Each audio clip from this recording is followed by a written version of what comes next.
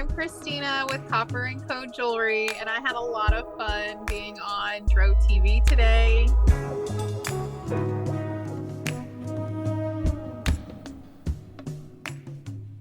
Welcome to My First Time, the show about your first time getting high on marijuana. I'm your host, Mike Freeman with Dro TV. Today, I'd like to welcome our guest, Christina from Copper and Co Jewelry. How are you? Hello. I'm good. How are you, Mike? I'm doing well. Thanks for giving us some time today. You can find more of Christina and Copper and Co Jewelry at copperandcojewelry.com, as well as Instagram, Facebook, YouTube. We'll have all the links down below. So, Christina, let everybody know where you're located and a little bit about yourself. Okay, so I am originally from Oklahoma. I am currently living in Indiana. My husband and we travel around a lot for his work. And so we live in an RV, so we move around often.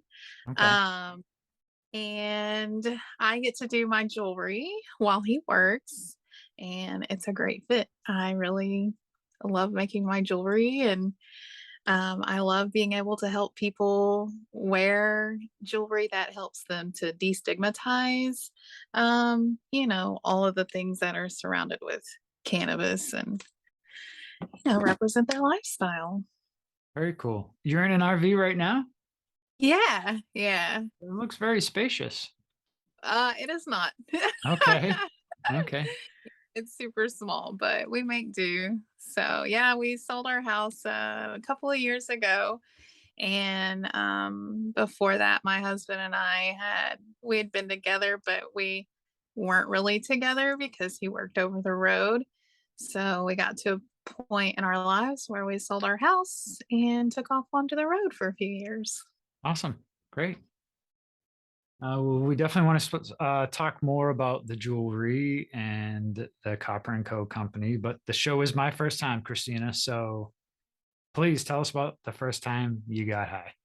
It's a doozy. Okay. So I didn't smoke marijuana until maybe like my mid 20s. I was a really sheltered child and teenager, and yeah, I didn't even mess with any of it because of the dare program and this is your brain on drugs and all of that crazy crap.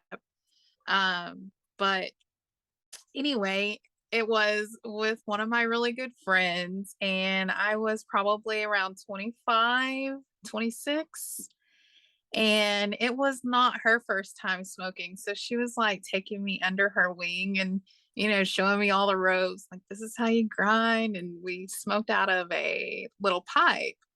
And so she was showing me how to like load it. And I'm thinking, like, I'm going to never do this again. Why are you showing me all of this? But yeah, we smoked and it got super giggly. We were at my house, and got to the point where we were laughing so hard that she fell out of the chair, and I thought she was hurt, but she was like, "No, I'm okay." And she literally like blacked out. I don't know if it was from the lack of oxygen from laughing so hard or what the deal was, but after that, it was a little crazy for a second. I was just making sure she was all right, and here I am, my first time, and I'm like, not, I'm not enjoying it like I should be, but it's okay. It's all good because, we're there for our friends. But after that, we went and chilled out on the sofa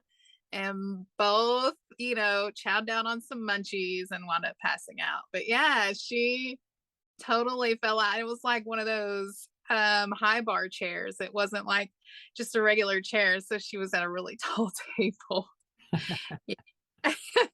So, but yeah, it was super exciting. Very cool.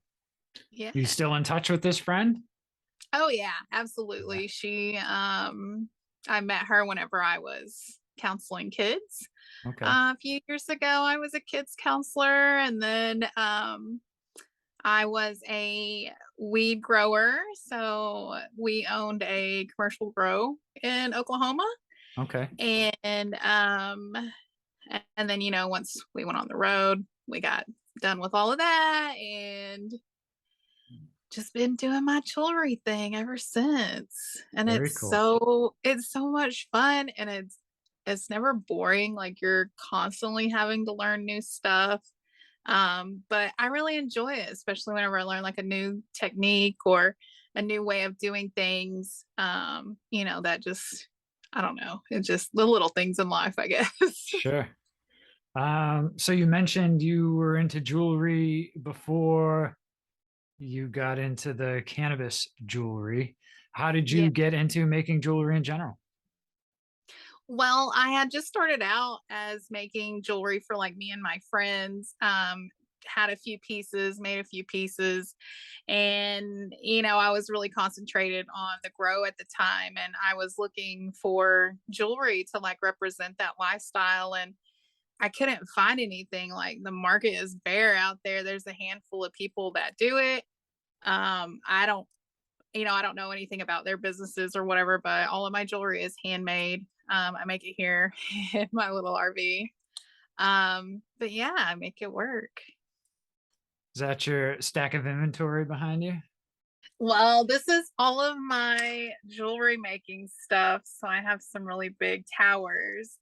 And then in front of me, where you can't see, I have like a desk that has a lot of shelves. And yeah, there's just little things everywhere. But I think I have a pretty good system. My inventory is actually in these plastic boxes that connect to one another, so they stack up, Okay. and that seems to work really well for not only this lifestyle, but whenever I go to like the market and show people my jewelry and things like that. It just is really helpful. Very cool. Plus, I'd lose my mind if I didn't stay organized. I bet. Yeah. So what sparked the transition to cannabis jewelry? Oh, so people started seeing the weed jewelry that I was making it or that I was wearing, and were commenting on it. Nobody really knew that I was making jewelry. I was just doing it for fun and doing it to make stuff for myself. And then it just kind of, like, the word got out, and people started asking me to make them cannabis jewelry. And then I had dispensaries reach out to me, and I'm like, okay, let's do this. So I will make regular jewelry like as a custom thing, but I don't carry regular jewelry anymore. It's all cannabis jewelry. Very cool. And you working with influencers? What's one of your biggest marketing strategies to get your product out there? Um, yes, a lot of it is, again, trial and error. So, like, I collect emails, I do cold calling, and I have several people from the Oklahoma community that are um, really sweet and have taken me under their wing and included me in on projects. And that's gotten my name out there. I used to do pop ups whenever I first started a couple years ago. That was fun.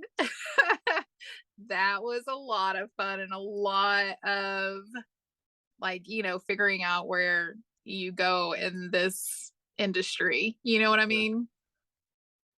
Very cool. And your hottest selling product, what would that be?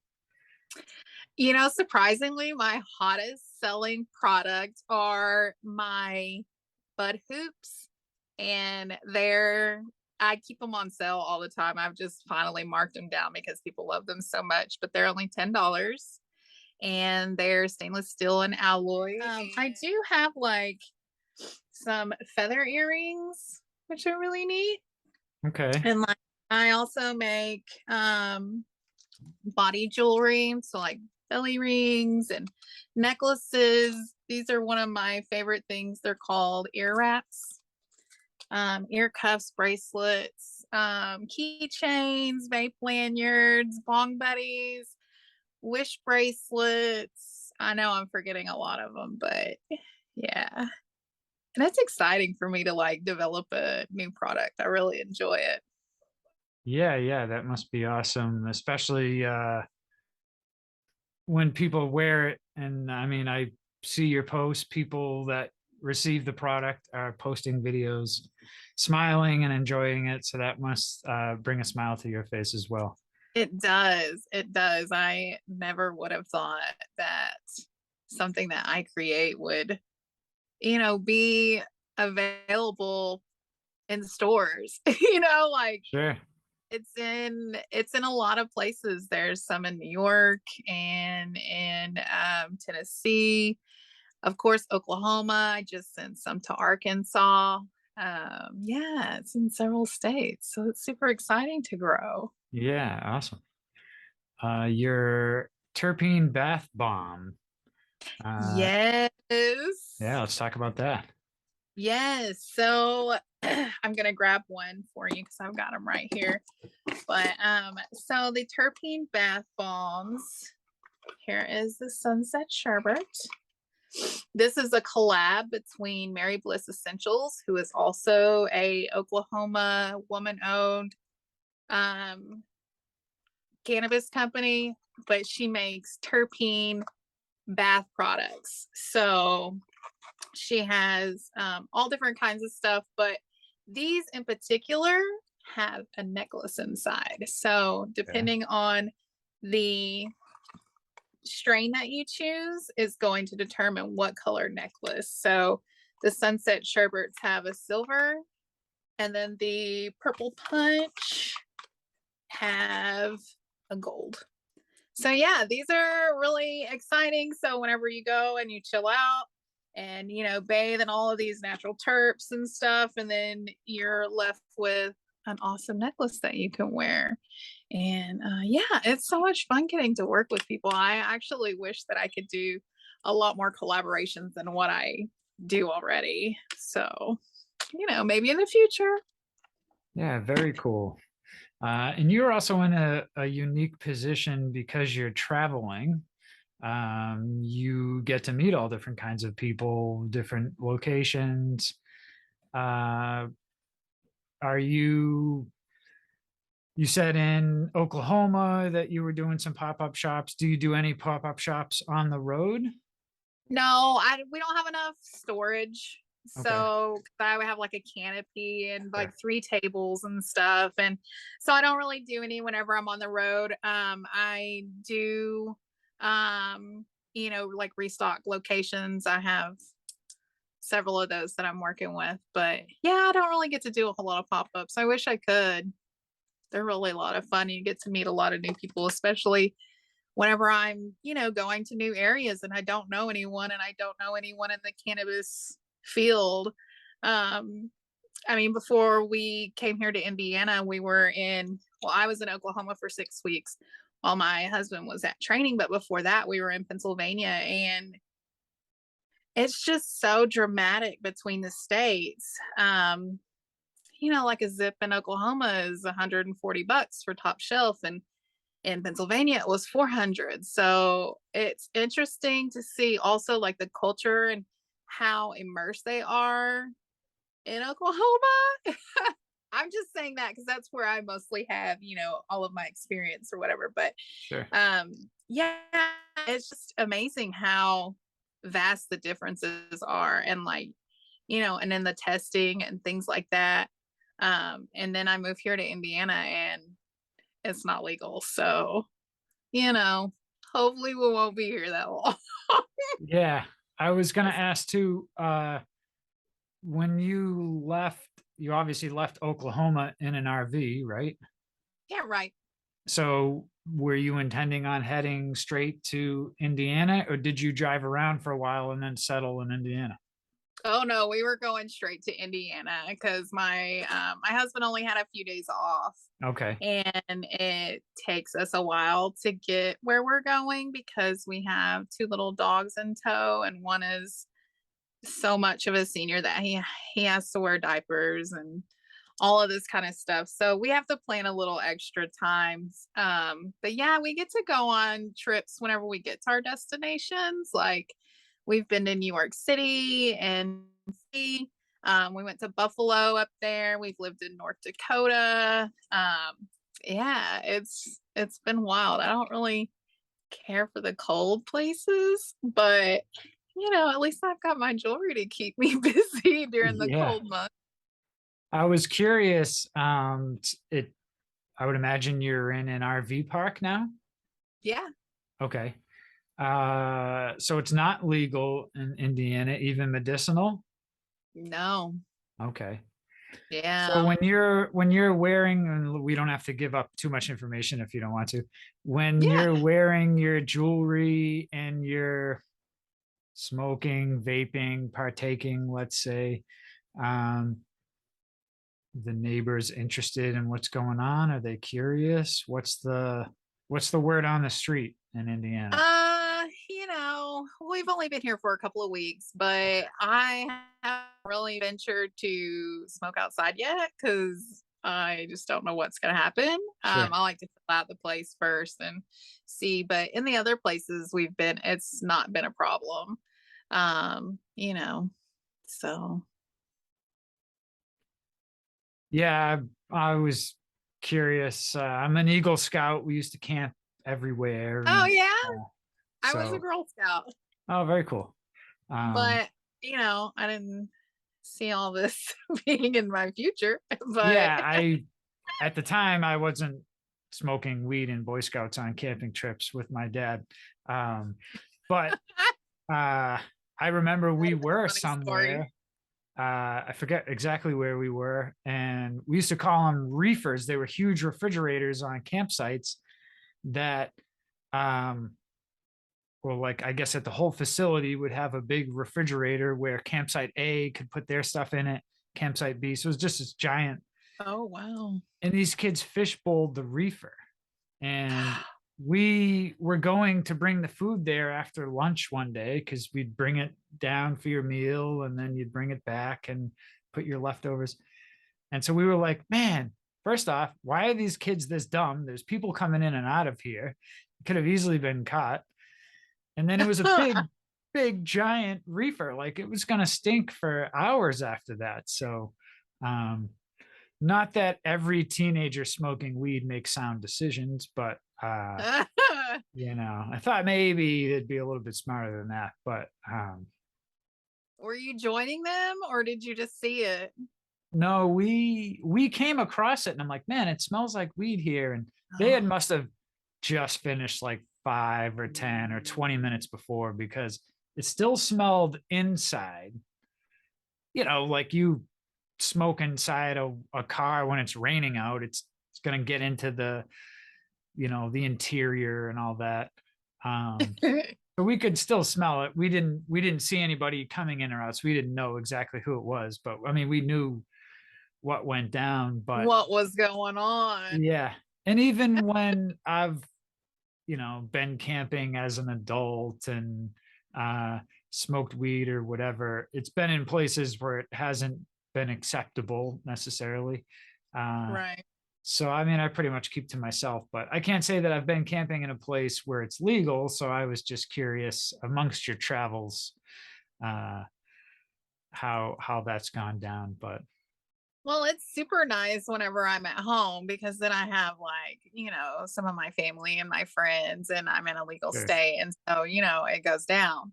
But yeah, it's a little bit different whenever you're having to travel around all the time, but it's worth it. Yeah, I enjoy it and it's really nice getting to see a lot of new places. yeah. That must be one great thing is you're always kind of on the move, seeing new things, and Yeah. If you don't like it in one place, just hold on. We'll be leaving soon. yeah. And how long are you going to be where you're at? It's supposed to be maybe 5 months or so. Really Okay, just depends on the job. With construction and things like that, it could either last double the time or half the time. You never sure. know. Yeah. You never know. Cool. Yeah. Buddy, I want to quickly mention Food Forest Abundance.